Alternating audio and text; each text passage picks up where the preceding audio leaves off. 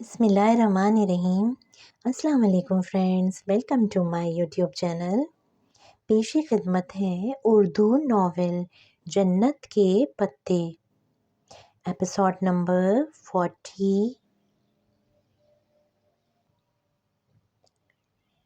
مگر روہیل تو وہ کچھ کہتے کہتے ایک دم رکا۔ زندگی میں پہلی دفعہ اسے لگا کہ جہان کے لبوں سے کوئی بات غیر ارادی طور پر پھسلی تھی۔ مگر روہیل کیا؟ وہ چونک کر اسے دیکھنے لگی۔ روہیل کی تو ابھی کافی اسٹڈیز رہتی ہیں۔ وہ بات بدل گیا تھا۔ وہ شرطیہ کہہ سکتی تھی روہیل کی پڑھائی ختم ہو چکی ہے۔ جب ہم پاکستان واپس جائیں گے وہ تب آنے والا ہی ہوگا۔ جواباً جہان نے ایک گہری نظر ڈالی۔ تمہارا روہیل سے رابطہ ہے؟ جہان پھوپھو نے ایک دفعہ بتایا تھا کہ تم لوگ ان کے ساتھ ٹچ ہو۔ اس نے اپنی پرانی الجھن کو الفاظ پہنا دیے۔ ہاں، کبھی کبھی بات ہو جاتی ہے۔ میں اس سے ملا تھا امریکہ میں۔ اچھا، کب؟ اس نے تو نہیں بتایا۔ وہ خوشگوار حیرت سے اسے دیکھنے لگی۔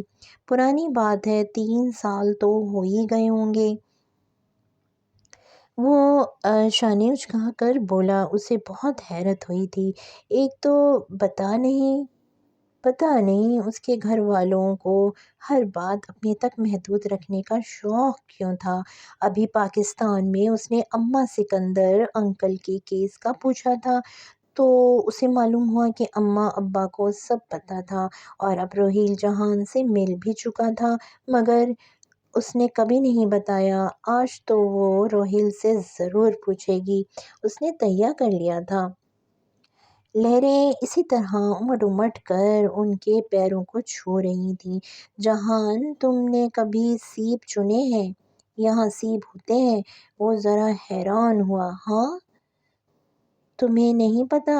آؤ سیب چنتے ہیں، ان سے موتی نکلیں گے۔ واقعی؟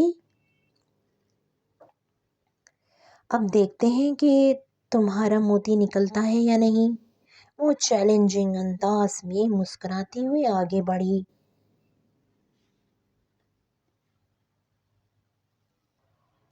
ان دونوں کو ایک ایک سیب ہی ملی۔ حیا نے دور بیٹھے ٹورسٹ کی ایک ٹولی سے ایک بڑا چھرا لیا جو وہ فروٹ کاٹنے کے لیے لائے تھے، اور جہان کے پاس واپس پتھروں پہ آ بیٹھی۔ پہلے اس نے اپنی سیب کھولی، وہ خالی تھی، صرف خون کے قطرے لگے ہوئے تھے۔ اس نے مایوسی سے چھرا جہان کی طرف بڑھا دیا۔ جہان نے بلیڈ سیب کے خول کے درار میں رکھ کر احتیاط سے اسے کاٹا اور کتاب کی مانند اسے کھول لیا۔ حیا نے گردن آگے کر کے دیکھا۔ خون آلود لوتھڑے کے عین اوپر قطار میں مٹر کے دانوں جتنے 3 سفید موتی جگمگا رہے تھے۔ وہ حیرت سے ان چمکتے موتیوں کو دیکھ رہی تھی۔ جہان نے چھری کی نوک سے موتی اکھاڑے، ان کو پانی سے دھویا اور جیب سے ایک ٹشو نکال کر ان میں لپیٹا۔ یہ تمہارے ہوئے۔ اس نے ٹشو حیا کی طرف بڑھا دیا۔ اس نے دھیرے سے نفی میں سر ہلایا۔ تم اتنے قیمتی موتی کیسے دوسرے کو دے سکتے ہو؟ وہ ابھی تک اسی لمحے زیر اثر تھی۔ یہ لڑکیوں کے شوق ہوتے ہیں، میں ان کا کیا کروں گا؟ وہ لاپرواہی سے بولا تھا۔ تمہیں نہیں معلوم کہ اگر یہ بہارے گل کے نکلتے تو اس کے لیے کتنے قیمتی ہوتے؟ اس کی زندگی کا واحد مسئلہ ہوتی ہیں یہ جو اس کی سیب سے بھی کبھی نہیں نکلتے۔ اس نے بے دلی سے ٹشو تھام لیا۔ اسے اپنے نکلے موتیوں سے زیادہ خوشی کوئی شے نہیں دے سکتی تھی۔ شام میں وہ عائشہ کے لیپ ٹاپ کے سامنے بیٹھی روہیل سے اسکائپ پہ بات کر رہی تھی۔ جہان دوپہر میں ہی واپس چلا گیا تھا۔ وہ اس کے بعد سیدھی گھر آ گئی تھی۔ جب تک روہیل آن لائن نہیں ہوا، وہ سوچتی رہی تھی کہ 3 سال پرانی بات روہیل نے کبھی یوں نہیں بتائی۔ 3 سال پہلے کیا کبھی اس نے اشاروں کناروں میں بھی بتایا کہ اسے سبین پھپھو کا بیٹا ملا تھا؟ اس کی ہر سوچ کا جواب نفی میں تھا۔ 3 سال پہلے ان کی زندگی میں کیا ہو رہا تھا؟ وہ شرح عین لاء کے دوسرے سال میں تھی۔ ان کے ایک دور کے چچا کی شادی ہوئی تھی اور روہیل نے ایک دن بہت ہنگامی انداز میں کال کر کے ابا سے پیسے مانگے تھے۔ وہ ایک دم سے چونکی۔ 3 ساڑھے 3 سال قبل ایک دن روہیل کو اچانک ہی فون آیا تھا۔ اس نے ابا سے 2 یا 3 لاکھ روپے منگوائے تھے۔ ابا، میں جھوٹ نہیں بول رہا ہوں، مجھے واقعی ضرورت ہے۔ اور ہر کیوں کے جواب میں وہ یہی کہتا تھا کہ پاکستان آ کر ہی بتاؤں گا۔ حیا کو اس کی پریشانی دیکھ کر پکا یقین تھا کہ اس نے کسی دوست کی کوئی قیمتی شے گم کر دی ہے اور اسی کی قیمت بھرنے کے لیے مانگ رہا ہے۔ پھر پتہ نہیں روہیل نے ابا کو وجہ بتائی یا نہیں، مگر اب سارے معاملے کو دوبارہ یاد کرتے ہوئے وہ سوچنے لگی کہ کیا ان واقعات کا کوئی باہمی تعلق تھا؟ سیدھا سیدھا پوچھا تو روہیل شاید چھپا جائے، سو اسے اندھیرے میں نشانہ باندھنا پڑ گیا تھا۔ روہیل آن لائن آ گیا تھا اور اب اس کا چہرہ اسکرین پہ نظر آ رہا تھا۔ رسمی باتوں کے بعد اس نے بغیر کسی وجہ کے پوچھا، تم نے جہان کا کون سا نقصان بھرنے کے لیے ابا سے پیسے مانگے تھے؟ لمحے بھر کو تو روہیل کی سمجھ میں نہیں آیا کہ وہ کیا کہہ رہی ہے۔ پھر وہ ذرا حیرت سے بولا، یہ تم سے کس نے کہا ہے؟ پہلے میرے سوال کا جواب دو۔ تم سے جہان کا کوئی نقصان ہوا تھا نا جب وہ تمہارے پاس امریکہ آیا تھا؟ تو تم نے ابا سے پیسے منگوائے تھے؟ اندر ہی اندر خود بھی گڑبڑا رہی تھی، کیا پتہ اسے کوئی بات ہی نہ ہو۔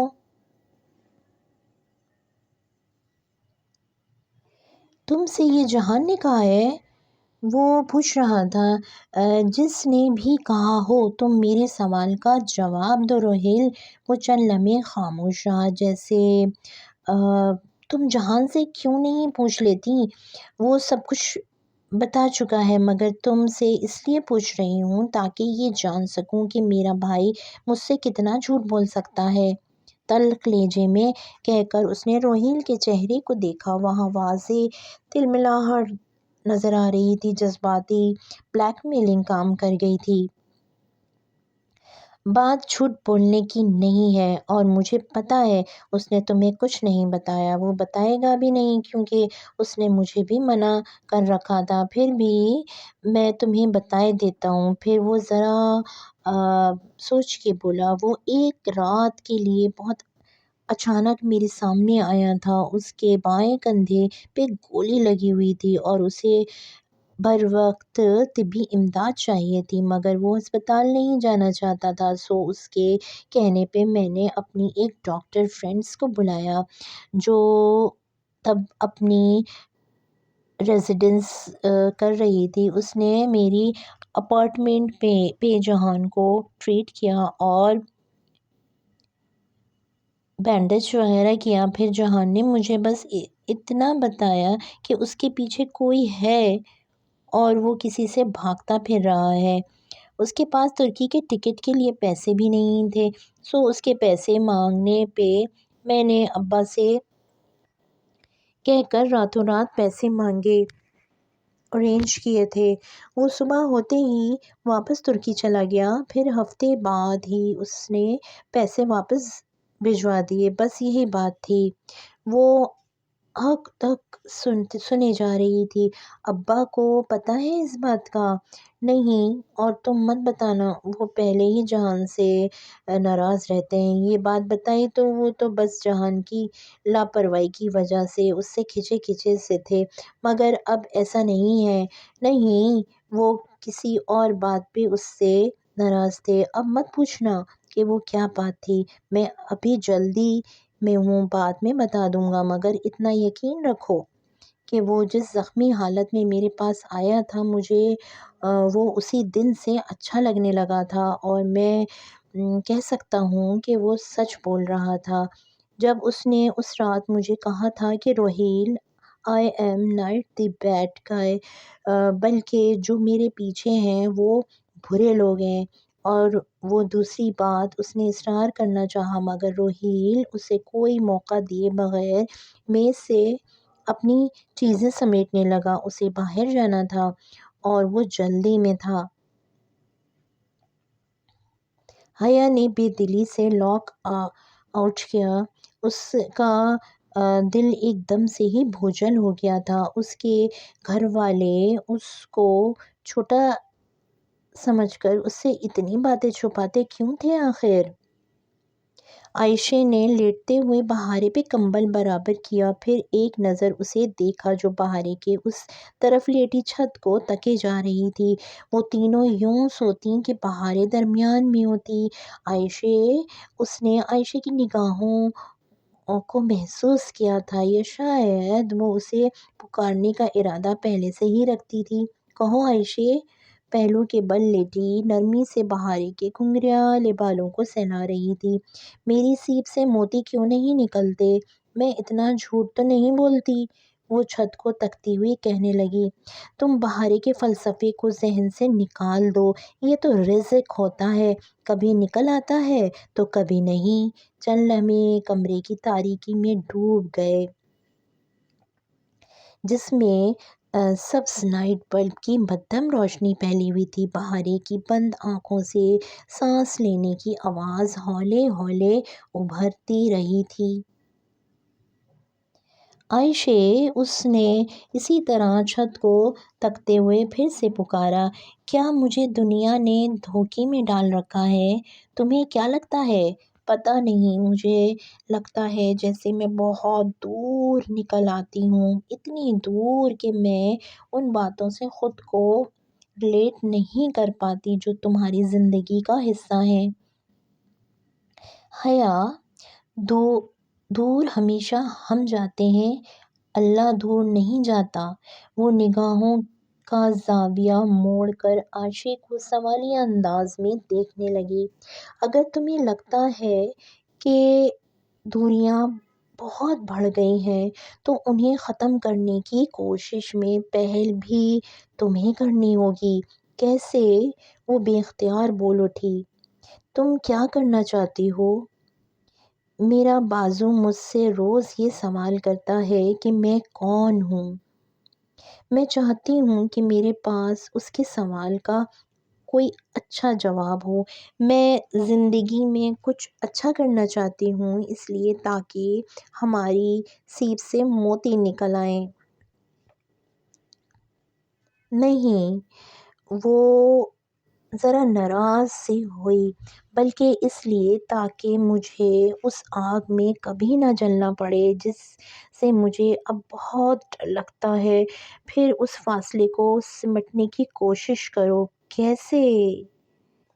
حیا، یہ جو ہمارا اللہ سے فاصلہ آ جاتا ہے نا، یہ سیدھی سڑک کی طرح نہیں ہوتا، یہ پہاڑ کی طرح ہوتا ہے۔ اس کو بھاگ کر طے کرنے کی کوشش کرو گی تو جلدی تھک جاؤ گی، جس لگاؤ گی تو درمیان میں گر جاؤ گی، اڑنے کی کوشش کرو گی تو ہوا ساتھ نہیں دے گی۔ عائشہ سانس لینے کو لحظہ بھر کے لیے رکی۔ یہ فاصلہ بے سٹیپس سے عبور کیا جاتا ہے، چھوٹے چھوٹے قدم اٹھا کر چوٹی پہ پہنچا جاتا ہے۔ کبھی بھی درمیان میں پلٹ کر نیچے اترنا چاہو گی تو پرانی زندگی کی کشش کھینچ لے گی اور قدم اترتے چلے جائیں گے اور اوپر چڑھنا اتنا ہی دشوار ہوگا، مگر ہر اوپر چڑھتے قدم پہ بلندی ملے گی۔ سو بھاگنا مت، जस लगाने की कोशिश भी ना करना। बस छोटे छोटे अच्छे अच्छे काम करना और छोटे छोटे गुनाह छोड़ देना। आयशे गुल का चेहरा मध्यम सब्ज रोशनी में दमक रहा था। वो इतना नरम बोलती कि लगता जैसे गुलाब की पंखुड़ियाँ ऊपर से गिर रही हों, जैसे शहद की नदी बह रही हो, जैसे शाम की बारिश के मुलायम कतरे टपक रहे हों। तो मैं क्या करूं? तुम अपनी कोई बहुत महबूब शय अल्लाह ताला के लिए कुर्बान कर दो। उसकी बात पर हया ने लम्हे भर के लिए सोचा। उसके पास ऐसी कौन सी शय थी? सुभानजी के ड्रॉम में मेरे पास एक डायमंड रिंग पड़ी है, वो बहुत कीमती है। कीमती चीज़ नहीं, महबूब चीज़ कुर्बान करो। ज़रूरी नहीं है कि तुम्हारी महबूब चीज़ कीमती भी हो। वो मुस्कुरा कर बोली, और मैं बताऊं कि तुम्हारी महबूब तरीन शय क्या है? क्या? तुम्हारी अना। तुमसे कुर्बान कर दो। मगर किसके लिए? वो ज़रा हैरत से बोली। अपने चचा की किसी बेटी के लिए। तुम्हारे कोई चचा और उनकी बेटियां हैं? हया ने धीरे से इस बात में सर हिलाया।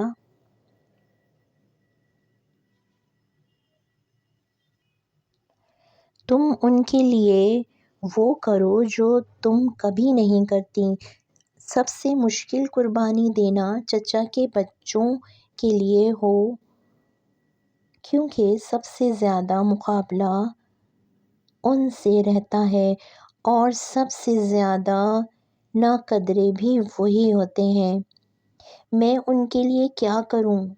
मैं उनसे कभी ज़्यादती नहीं करती, बस मैं उनके तंज के जवाब में ज़ुबान पे आए तंज को रोक नहीं पाती। हया, ये छोटे छोटे तंज और ताने होते हैं ना, उनसे बचा करो।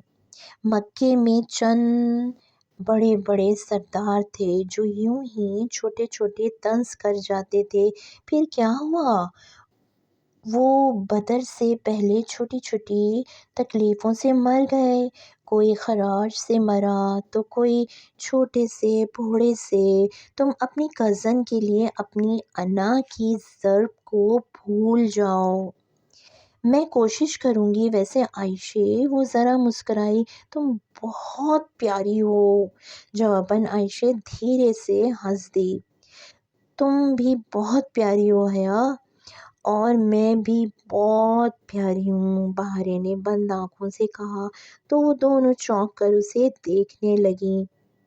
गंदी बच्ची, तुम जाग रही थी? चलो सो जाओ, सुबह काम पे भी तो जाना है।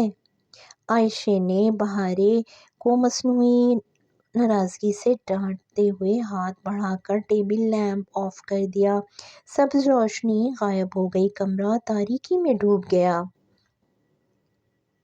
सुबह सवेरे किचन से बातों की आवाज़ें आ रही थीं। वो खुले बाल उंगलियों से समेट कर चूड़ी में लपेटती चौखट तक आई। आयशे कुर्सी पे बैठी हुई थी और अपने आगे खड़ी बहारे के बाल बना रही थी।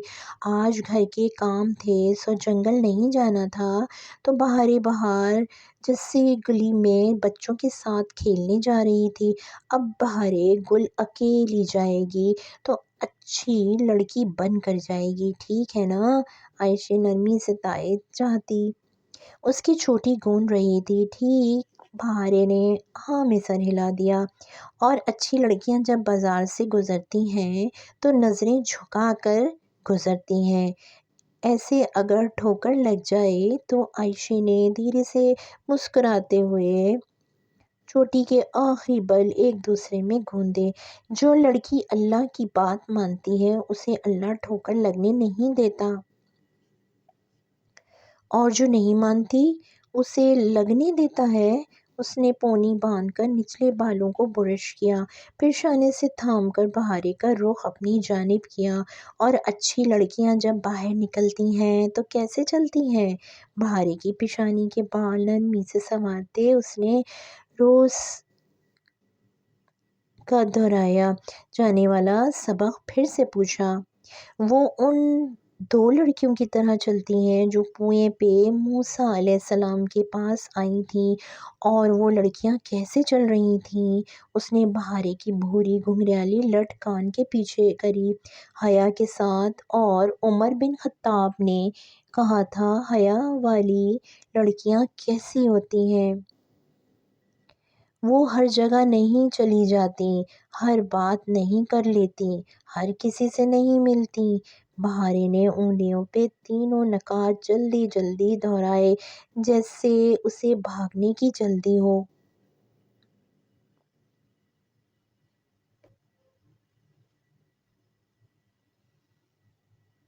اور یاد رکھنا کہ جب تم میں حیا نہ رہے تو پھر جو جی چاہے کرنا۔ بظاہر نرمی سے کہتے عائشہ کی آنکھوں میں تنبیہ ابھری جو بہارے کو سیدھا رکھتی تھی۔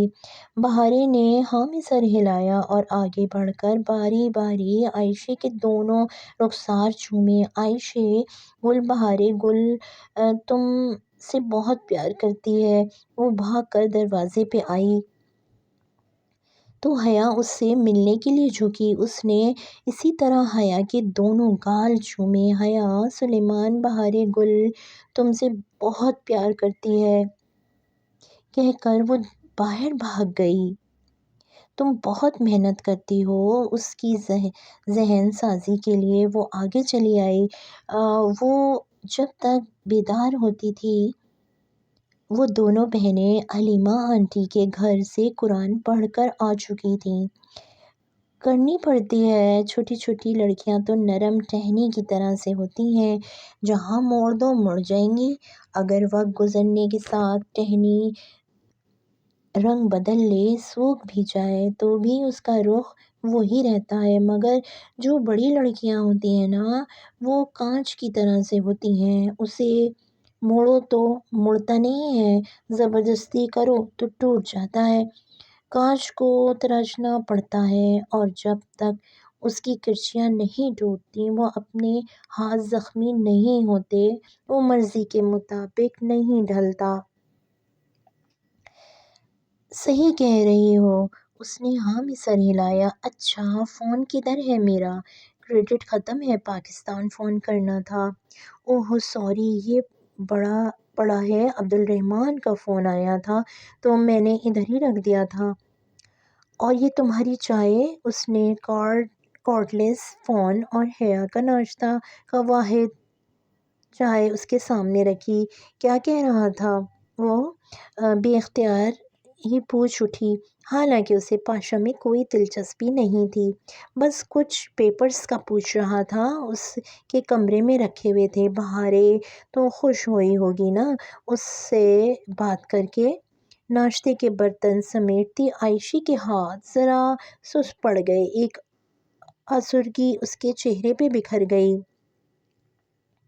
تم بہارے کو مت بتانا، میں نے ابھی اسے نہیں بتایا، وہ اس سے بات کرنے کے لیے فون نہیں کرتا، اپنے کام کے لیے کرتا ہے بس۔ وہ اداسی سے سر جھٹک کر کام کرنے لگی۔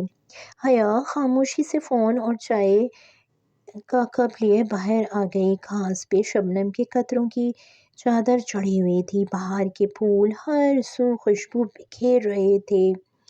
وہ گھاس پہ بیٹھ کر چائے کے گھونٹ بھرتی تایا فرقان کا نمبر ڈائل کرنے لگی۔ فون ارم نے ہی اٹھایا۔ دعا سلام اور رسمی سے حال احوال کے بعد وہ بہت چپتے ہوئے لہجے میں بولی، تمہیں آج کیسے خیال آ گیا فون کرنے کا؟ عام دنوں میں حیا کو اس فقرے سے زیادہ تب کسی شخص سے چڑ نہیں تھی۔ انسان جب کسی کو فون کرے، چاہے 1 سال بعد ہی کرے سہی، تو وہ اگلے کا خیال کر کے ہی فون کرتا ہے۔ اس پہ کسی گلے سے بات کا آغاز کرنا مخاطب کو یہ کہنے کے برابر ہے کہ آئندہ یہ خیال کرنے کی ضرورت بھی نہیں ہے، مگر اس نے اب زندگی میں اتنی تکلیف سہ لی تھی کہ اسے محسوس ہی نہیں ہوا، یا پھر وہ خود ہی نظر انداز کر گئی۔ ٹھیک کہہ رہی ہو، میں بھی بس مصروفیت کے باعث کر ہی نہیں پاتی۔ تم سناؤ کیسی ہو؟ اور ہاں، منگنی کی بہت مبارک ہو۔ بہت شکریہ۔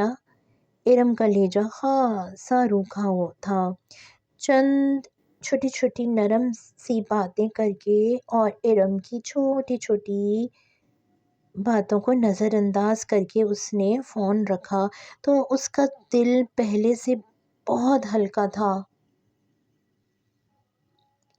اس روز شام میں عائشہ اور بہارے جب اپنے جاننے والوں میں کسی کی فوتگی پہ گئی تھیں تو حیا نے گھر ٹھہرنا زیادہ مناسب سمجھا، مگر اب تنہائی کاٹ کھانے کو دوڑ رہی تھی۔ وہ سارا دن اکٹھی ہوتی تھیں، پھر رات کو ہوٹل گرینڈ کے گارڈز گیٹ پہ گلی کے سرے پہ آ کر پہرا دیتے تھے تو ایک تحفظ کا احساس گھیرے رہتا تھا۔ البتہ اب وہ بہت تنہائی محسوس کر رہی تھی۔ پہلے تو وہ اوپر اسٹڈی روم میں آ گئی جہاں اس کی تصاویر دیواروں پہ آویزاں تھیں۔ اسے یوں اپنی تصاویر ادھر ادھر دیکھ کر ہمیشہ بہت ہی کوفت ہوتی تھی۔ وہ میٹرو اسٹیشن کی سیڑھیوں کے دہانے پہ ذرا سی لڑکھڑاتی تھی، ٹوٹی سرخ جوتی پاؤں سے لٹک رہی تھی۔ وہ اپنے سنہری سکوں والے فراک میں پاشا کی سیاہ کار سے نکل رہی تھی، اور بھی ترکی اور پاکستان کی بہت سی تصاویر۔ پاشا کے بندے ہر پل اس کا تعاقب کرتے تھے۔ اسے یقین تھا وہ بے دلی سے باہر آ گئی۔ اس کو بلیک میل کرنے کے لیے اس نے بہت سا سامان اکٹھا کر رکھا تھا، مگر کوئی کمزوری تو پاشا کی بھی ہوگی۔ کچھ سوچ کر اس نے گردن اٹھا کر اوپر دیکھا۔ گول چکر کھانا، لکڑی کا زینہ، تیسری منزل تک جانا تھا۔ وہاں پاشا کا کمرہ تھا۔ بہارے بات بے بات ذکر کرتی راہداری کا آخری کمرہ۔ وہ ادھر گئی تو نہیں تھی، مگر جانے میں حرج بھی نہ تھا۔ اسے اس گھر کے بارے میں جتنا پتہ ہونا تھا اچھا تھا۔ وہ ننگے پاؤں زینے چڑھتی اوپر آئی۔ چابیوں کا گچھا اس نے عائشہ کی دراز سے نکال لیا تھا۔ آخری کمرے کا دروازہ بند تھا۔ اس نے ایک ایک کر کے چابیاں لگانی شروع کیں۔ چوتھی چابی پہ لاک کھل گیا۔ اس نے دھیرے سے دروازہ کھولا۔ وہ بہت شاہانہ طرز کے بیڈ روم تھا۔ اونچی چھت، جھلملاتا فانوس دیوار گیر، کھڑکی کے ہلکے سرمئی مخملی پردے، قالین بھی سرمئی۔ سارا کمرہ گہرے نیلے اور سرمئی شیڈز میں آراستہ کیا گیا تھا۔ کمرے میں پرفیوم کی خوشبو پھیلی ہوئی تھی۔ خوشبو پرفیوم کے بے حد قیمتی ہونے کی چغلی کھا رہی تھی۔ اس نے ڈریسنگ ٹیبل پہ رکھی نازک شیشیوں کو دیکھا۔ ایک سے ایک مہنگا پرفیوم ادھر رکھا ہوا تھا، اور ادھر ادھر کمرے میں ٹہلتی ہر شے کا جائزہ لیتے ہوئے الماریوں کی طرف آئی۔ ایک ایک کر کے اس نے پانچوں پٹ کھولنے کی کوشش کی۔ پہلے چار لاک تھے، آخری کھلا تو اس نے پٹ کھولا تو اندر بہت سے قیمتی نفیس 3 پیس سوٹ ہینگرز میں لٹکے ہوئے تھے۔ نچلے خانے میں ایک بریف کیس بھی رکھا ہوا تھا۔ اس نے احتیاط سے بریف کیس اٹھایا اور بیڈ پہ آ بیٹھی۔ بریف کیس لاک نہیں تھا۔ حیا نے اسے کھولا۔ اندر چند فائلز رکھی ہوئی تھیں، اور اوپر ایک نوٹ پیڈ پہ سیاہ روشنائی سے ترکی میں کچھ نام فہرست کی صورت میں لکھے ہوئے تھے۔ وہ فہرست اٹھا کر پڑھنے لگی۔ تبھی بریف کیس میں سے پپ پپ پپ پپ پپ کی آواز آنے لگی۔ وہ چونکی، اندر کچھ بج رہا تھا۔ اس نے گھبرا کر جلدی سے کاغذ اندر ڈالا تو انگوٹھے پہ ایک حرف کی سیاہ روشنائی لگ گئی۔ بہت تیزی سے بریف کیس کو واپس رکھ کر بستر کی چادر کی شکنیں درست کرتی وہ باہر آ گئی۔ کمرہ لاک کر کے جب وہ زینے اتر رہی تھی تو لاؤنج کا فون بج رہا تھا۔ وہ تقریباً بھاگتی ہوئی نیچے آئی اور فون اٹھایا۔ ہیلو! جواباً لمحے بھر کو خاموشی چھائی رہی، پھر ایئر پیس میں سے عبدالرحمن پاشا کی آواز گونجی۔ عائشہ کدھر ہے؟ وہ دونوں کسی کے گھر گئی ہیں۔ وہ ذرا سنبھل کر بولی۔ آپ کیوں پوچھ رہے ہیں؟ چند لمحے کے لیے وہ خاموش رہا، پھر بولا تو اس کی آواز بے حد سرد تھی۔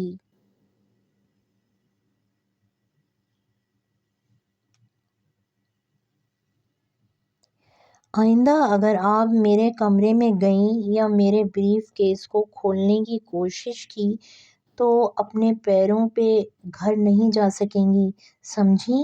بہت ضبط سے بولا تھا۔ حیا کے قدموں تلے سے زمین سرک گئی۔ اس نے گھبرا کر ریسیور کریٹل پہ رکھ دیا، پھر انگوٹھے پہ لگے سیاہی کے دھبے کو کپڑے سے رگڑ کر گویا ثبوت مٹانے کی کوشش کی۔ عبدالرحمن کو کیسے پتہ چل گیا؟ اس کا دماغ کچھ بھی سمجھنے سے قاصر تھا، البتہ اس کے اندر کوئی اسے کہہ رہا تھا کہ اب اسے یہاں سے چلے جانا چاہیے، لیکن قصر بیوق ادا اور ان بہنوں کی کشش وہ عجیب پریشانی میں پڑ گئی تھی۔ یہ ادا چائے کے کھیت ہیں۔ اگلے روز عائشہ نے اسے اپنی ایک عزیزہ کبریٰ خانم کا لہراتا ہوا کھیت دکھاتے ہوئے بتایا تھا۔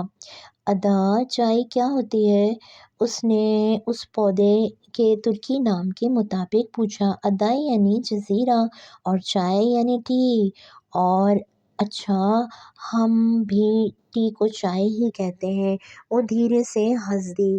کبریٰ خانم ایک معمر خاتون تھیں۔ ان کی فصل تیار تھی مگر ان کے پاس کوئی ہیلپرز نہیں تھا جو ان کے ساتھ فصل چنتا، سو عائشہ کے کہنے پہ حیا نے لکڑیاں کاٹنے کی بجائے کبریٰ خانم کے ساتھ ادا چائے کے پتے چننے شروع کر دیے۔ چمکتے سورج اور ٹھنڈی ہوا کے جیسے کام کرنا مشقت طلب تھا مگر وہ اس فطرت کے قریب ماحول میں خوش تھیں۔ کبریٰ خانم سے وہ چھوٹی چھوٹی باتیں پوچھتی رہی تھی اور جو باتیں وہ عبدالرحمن پاشا کے بارے میں کر جاتی وہ انہیں ذہن میں محفوظ کرتی جاتی۔ اسے ہوٹل گرینڈ کے معاملات میں دلچسپی ہونے لگی تھی۔ وہ اب تنہا کہیں آتی جاتی نہیں تھی، ورنہ کئی دفعہ اس کا جی ہوٹل گرینڈ کا چکر لگانے کو چاہا تھا۔ واپس جانے کا ارادہ اس نے فی الحال ملتوی کر دیا تھا۔ اس کی چھٹی حس کہتی تھی کہ بیوق ادا میں کچھ ہے، کچھ ایسا جو اسے اگر معلوم ہو گیا تو اس کے پاس ایک قیمتی ہتھیار آ جائے گا جو مستقبل میں اس کے کام آ سکتا ہے۔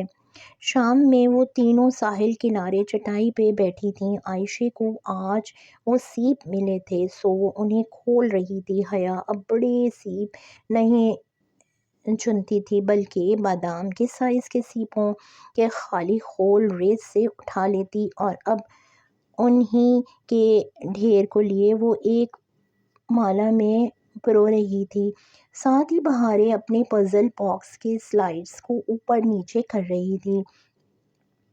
حیا میں اسے کبھی نہیں کھول پاؤں گی، اس کا لہجہ مایوس کن تھا۔ حیا نے ننھے خول کو سوئی میں پروتے سر اٹھا کر اس کا اداس چہرہ دیکھا، پھر گردن آگے جھکا کر اس پہ لکھی نظم کو پڑھا۔